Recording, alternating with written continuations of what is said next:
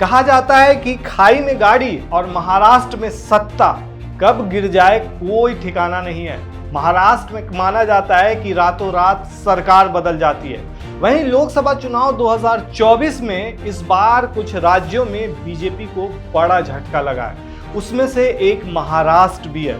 महाराष्ट्र में महाविकास अघाड़ी ने लोकसभा चुनाव में 31 सीटें जीत ली, जबकि बीजेपी गठबंधन को महज 17 सीटें मिली है। महाराष्ट्र में इसी साल विधानसभा चुनाव भी होने हैं और फिलहाल राज्य में बीजेपी, एनसीपी और शिवसेना की गठबंधन की सरकार है। ऐसी संभावना जताई जा रही है कि विधानसभा की 288 सीटों पर इसी साल अक्टूबर में चुनाव हो सकते हैं। अब चुनाव में जो ये बदलाव जो देखा गया इस बार लोकसभा चुनाव में, तो उसका क्या असर पड़ सकता है। दोनों तरफ से बयानबाजी जारी है, चाहे बीजेपी हो या इंडिया गठबंधन हो।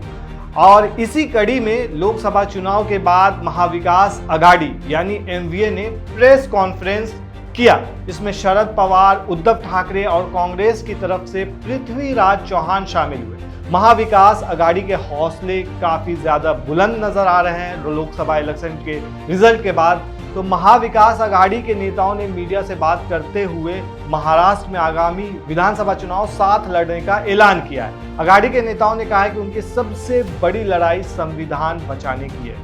वहीं प्रेस कॉन्फ्रेंस करते हुए एनसीपी प्रमुख शरद पवार ने पीएम मोदी पर जमकर तंज भी कसा। उन्होंने कहा कि जहां जहां मोदी ने रोड शो किया और रैलियां की, उन सभी जगहों पर महाविकास अघाड़ी की जीत हुई है। इसलिए मैं पीएम मोदी का भी धन्यवाद करना अपना कर्तव्य समझता हूं। आने वाले विधानसभा चुनाव में मोदी की अधिक से अधिक सभाएं होनी चाहिए, ताकि हम मोदी के कारण स्पष्ट बहुमत की ओर बढ़ रहे। शिवसेना यानी यूबीटी प्रमुख उद्धव ठाकरे ने प्रेस कॉन्फ्रेंस में कहा कि बीजेपी को लगता था कि उनके खिलाफ कोई नहीं लड़ सकता है, लेकिन महाराष्ट्र की जनता ने उन्हें आईना दिखाया है। उन्होंने कहा कि ये लड़ाई संविधान और लोकतंत्र को बचाने की थी।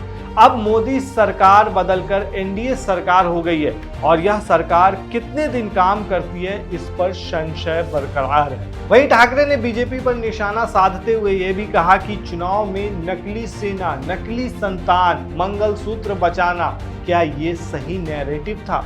ठाकरे ने पूछा कि अच्छे दिन के नैरेटिव का क्या हुआ, मोदी की गारंटी का क्या हुआ। इन्हीं सब सवालों से ये सवाल उठ रहा है कि इस बार महाराष्ट्र में क्या होने वाला है और ऊंट किस करवट बैठेगा।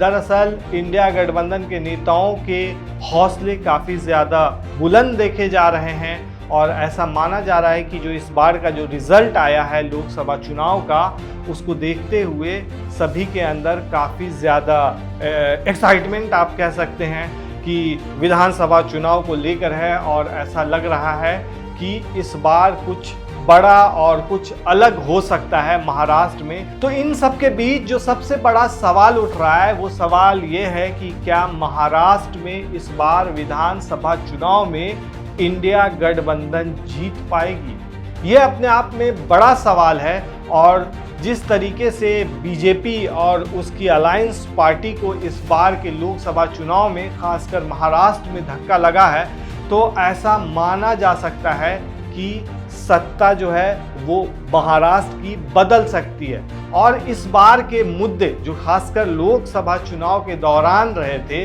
वो देखा जाए तो मंगलसूत्र हो गया या फिर मतलब इसी टाइप का जो संविधान बचाने की बात आ जाती है, वो सब मुद्दे जो है काफ़ी ज़्यादा गरमाए हुए थे इस बार। और इस बार जो इंडिया गठबंधन के जैसे उद्धव ठाकरे हो गए या अजीत पवार हो गए, इन लोगों का जो बयान जो सामने आ रहा है, वो ऐसा लग रहा है कि इन्हीं एजेंडे को लेकर वो आगे बढ़ना चाहते हैं और महाराष्ट्र में जो है वो सत्ता पाना चाहते हैं। लेकिन ये जो मुद्दा है जैसे संविधान बचाओ और ये सारे मुद्दे को जो इंडिया अलायंस आगे बढ़ा रही है, क्या ये मुद्दा महाराष्ट्र में काम करेगा, ये सवाल उठ रहा है। और देखा जाए तो ये कहीं ना कहीं ऐसा नैरेटिव सेट किया जा रहा है इंडिया अलायंस की तरफ से कि इस बार जो है वो महाराष्ट्र में कुछ अलग होने वाला है। लेकिन वहीं अगर बीजेपी और अलायंस पार्टी को देखेंगे तो ऐसा ये नहीं कहा जा सकता है कि इस बार का चुनाव में वो बीजेपी और जो शिवसेना है वो इसको इंडिया अलायंस को टक्कर नहीं दे पाएगी। इस बार काफ़ी ज़्यादा टक्कर देती हुई, और कहते हैं ना कि वो तू डाग डाग मैं पात पात, तो कुछ ऐसा ही हो सकता है, क्योंकि बीजेपी ऐसा नहीं है, इस बार फूक फूक कर कदम रख सकती है। और महाराष्ट्र में इस बार के चुनाव में कुछ तो अलग होने वाला है, और हो सकता है कि बीजेपी और इंडिया गठबंधन के बीच कांटे की टक्कर देखने को मिल सकती है। आप क्या कहते हैं दोस्तों इस पूरे मामले पर, हमें कमेंट में ज़रूर बताएं।